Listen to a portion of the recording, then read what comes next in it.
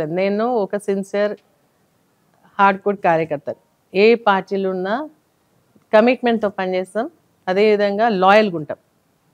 అంతే తప్పితే నాకు ఆఫర్స్ వచ్చినాయి రమ్మని చెప్పేసి నేను ఎప్పుడు వెళ్ళలేదు. డే 1 అంటే ఎప్పుడైతే రిజల్ట్ వస్తుంది అని చెప్పేసి అనుకున్నారో, మీరు గెలుస్తారు కాబట్టి ఖచ్చితంగా రమ్మని చెప్పేసి పిలిచినా నేను వెళ్ళలేదు. ఎందుకంటే ఒకరిని నమ్ముకున్నాం. ఆ నమ్ముకున్న మార్గంలో నడవాల్సింది అంతే. కేసీఆర్ గారిని నమ్ముకున్నాం. కేసీఆర్ గారి మార్గంలో నేను నడుస్తాం. అంతేగాని అధికారం వచ్చింది కదా, నేను అటు పోతే నాకు మళ్ళీ అధికారం వస్తుంది అని అవసరం లేదు. ప్రజలు ఈ పార్టీ నుంచి నాకు తీర్పిచ్చిండ్రు. ఈ పార్టీ నుంచి నేను ప్రజలకు సేవ చేస్తాను. జస్ట్ ఊరికే క్యాజువల్‌గా కలిసినాం అంతే. ఇప్పుడు ఏందంటే ప్రభాకర్ రెడ్డి గారు చెప్పేసి ఏమన్నారంటే కొన్ని అతనికి ఇష్యూస్ వస్తా ఉన్నాయి. ప్రోటోకాల్‌కి సంబంధించినటువంటి ఇష్యూస్ అంటే ప్రోటోకాల్ సెక్యూరిటీ పరంగా కొన్ని ఇష్యూస్ వస్తా ఉన్నాయి. ఆల్రెడీ తనకి అప్పుడు ఎలక్షన్స్ అప్పుడు స్టాపింగ్ జరిగింది. సో వెళ్దాము, కలుద్దాము, ఒకసారి ఇష్యూస్ చెప్దాము. మనకు కూడా టాయిలెటింగ్, ఎస్కార్టింగ్ ఇమ్మని చెప్పేసి చెప్దాము అని చెప్పేసి మళ్ళీ అందరం కలిసి జిల్లా వాసులం కలిసి ఒకసారి క్యాజువల్‌గా కలుద్దాము అని చెప్పేసి ఆలోచనతో వెళ్ళడం జరిగింది. అంతే పోయినాం, మాట్లాడినాం, బొకే ఇచ్చినాం, వచ్చేసినాం. సీఎంఆర్ఎఫ్‌కి సంబంధించి చాలా పెండింగ్ ఉన్నాయి, ఇవ్వండి అని చెప్పేసి చెప్పినాం, వచ్చేసినాం.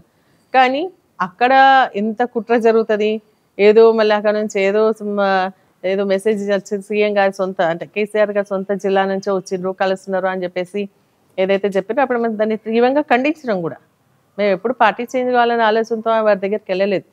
కానీ క్యాజువల్‌గా సీఎం గారు ఉన్నారు కాబట్టి కర్టసీగా అది కూడా మన ప్రభాకర్ రెడ్డి గారు వీళ్ళంతా చూసి పోయి వద్దాం ఒకసారి, తనకి ఇష్యూస్ ఉన్నాయి కదా అని చెప్పేసి అంటే, మళ్ళీ ఇంకేదంటే నువ్వు సీనియర్ నాయకుడు మమ్మల్ని గైడ్ చేస్తలేవు అని చెప్పేసి అంటే, సరే వెళ్తానులే అని చెప్పేసి క్యాజువల్‌గా వెళ్ళినాం తప్ప మేము పార్టీ చేంజ్ అయ్యేదనుకుంటే ఎప్పుడో చేంజ్ అవుతున్నాం. మాకు ఫస్ట్ రిజల్ట్ రాకముందే నన్ను రమ్మని చెప్పినప్పుడు నేను పోయేదాన్ని.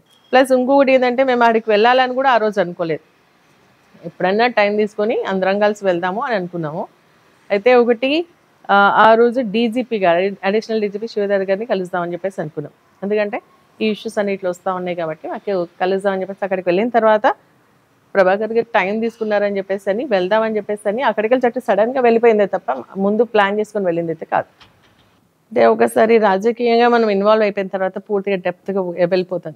మేము ఉండాలని అనుకున్న జనాలు కానీ మాకున్నటువంటి నాయకులు, క్యాడర్ కానీ ఎవరు ఉండనివ్వరు. సో ఈ లైఫ్ ఎంతవరకు నడుస్తే అంతవరకు ప్రజాసేవకే అంకితం. ప్రజలు ఆశీర్వదిస్తే గెలుస్తాం, లేదు వద్దు అని అనుకుంటే సైలెంట్గా ఉంటాం. మా క్యాడరు, మా పార్టీకి సంబంధించినటువంటి యాక్టివిటీస్లో పార్టిసిపేట్ చేస్తూనే ఉంటాం. ఇప్పుడు నేను ఎమ్మెల్యేగా ఉన్నాను, బీఆర్ఎస్ పార్టీ ఎమ్మెల్యేగా ఉన్నాను, కాంగ్రెస్ పార్టీ మంత్రులు ఉన్నారు. సో యాజ్ ఎ ఎమ్మెల్యేగా నా రైట్, నేను నియోజకవర్గానికి సంబంధించినటువంటి ప్రతి ఇష్యూను కూడా మంత్రుల దృష్టికి తీసుకెళ్తాను. ఎందుకంటే శాంక్షన్ చేస్తే అల్టిమేట్గా గవర్నమెంటే కాబట్టి ఇక్కడ ఏ సమస్య ఇచ్చినా ఆ సమస్యను నా మంత్రుల దగ్గర తీసుకెళ్తున్నాను, రిప్రజెంటేషన్స్ ఇస్తున్నాను, చేయమని చెప్పేసి అడుగుతాను. తప్పకుండా చేస్తామని చెప్పేసి పాజిటివ్గా రెస్పాండ్ అవుతుంది. కానీ ఇంతవరకు ఏ శాంక్షన్స్ అయితే రాలేదు. మరి ఏమన్నా ఫండ్స్ వస్తే ఇస్తారా లేదా తర్వాత చూడాలి. రొటీన్గా వచ్చేటువంటి వర్క్స్ ఏవైతే ఉన్నాయో కొన్ని వస్తూ ఉన్నాయి. సో ఏంటంటే నియోజకవర్గ ప్రజల కోసం ఖచ్చితంగా ఎమ్మెల్యేస్ దగ్గర, మన మంత్రుల దగ్గరికి వెళ్తాం. సీఎం గారికి కూడా కొన్ని రిప్రజెంటేషన్స్ ఇవ్వడం జరిగింది, ఇస్తూనే ఉంటాం.